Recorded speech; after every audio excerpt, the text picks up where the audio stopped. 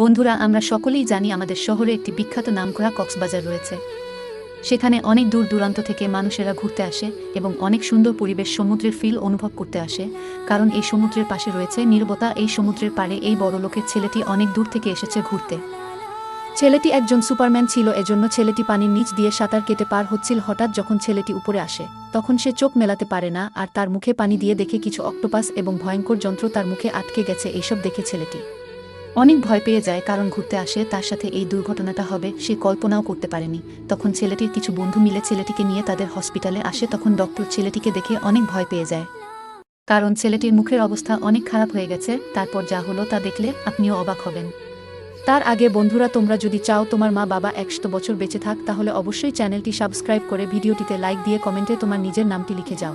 অবশেষে যখন সুস্থ হয়ে যায় তখন ছেলেটি নদীর পাড়ে না গিয়ে সোজা তার শহরের উদ্দেশ্যে রওনা হয়। তো বন্ধুরা, কেমন লাগলো ভিডিওটি?